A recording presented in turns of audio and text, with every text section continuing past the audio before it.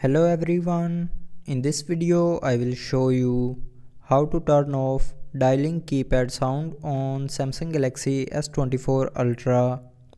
So before starting the video, don't forget to subscribe the channel and also press the bell icon. So first of all, open settings. Now in settings, scroll down and here click on sounds and vibration. Now here click on system sound and here you will see a dialing keypad button. So if you want to turn off the dialing keypad sound, turn off this button, and after turning off this button the dialing keypad sound will be turned off. So that's how you can turn off dialing keypad sound on Samsung Galaxy S24 Ultra. So I hope you liked the video. Thanks for watching.